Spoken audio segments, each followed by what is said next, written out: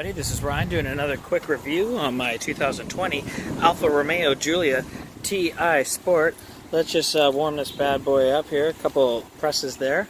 It should just get her going. So what we're going to do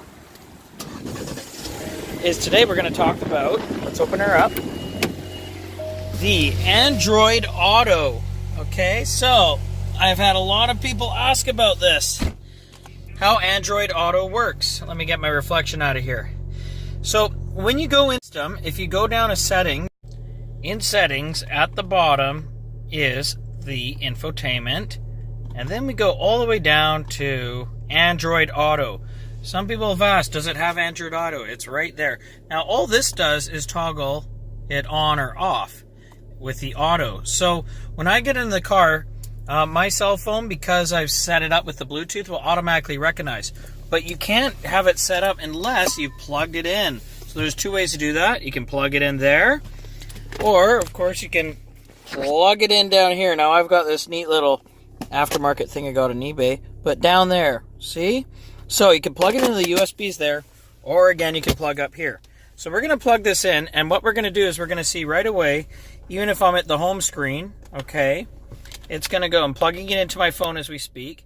So I've plugged it in, and immediately it goes into this page, okay? And I can slide down to all these contacts. These are my recent contacts.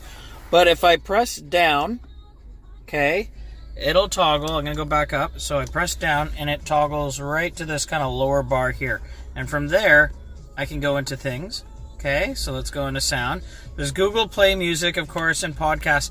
And this is why I'm not a big fan of the Android Auto, because I'm kind of used to the sleek setup, okay, of what we already have going on with the Alpha's kind of infotainment system.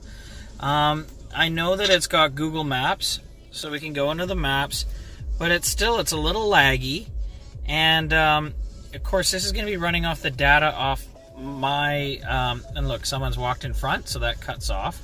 Well, let's go back, and then it has to warm up. See, so it's a little bit laggy, and like I'm not a huge fan of it.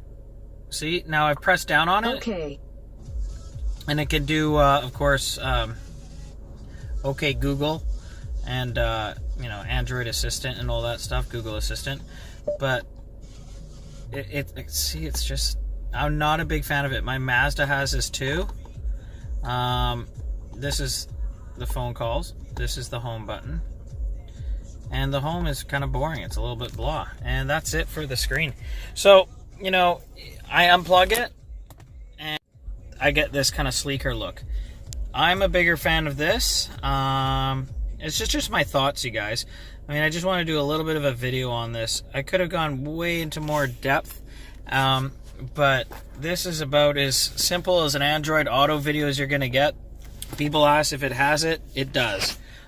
You know what's interesting is for those with a iPhone, check this out. I don't see it in there. So if I scroll down to settings, and correct me if I'm wrong, but infotainment, I mean, it has car navigation at the bottom, but it doesn't have the Apple Play. So Android Auto's there. Again, you can switch it on and off. I plug it in, and there we go. So, you know, it's not the most detailed explanation, guys, but I just thought I'd put some of my thoughts into it. I don't really recommend Android Auto. Never really have. Sorry, I don't know how to help with that. See, I didn't even say anything. So annoying. So I unplug it, go back to what makes me happy, and that is this guy.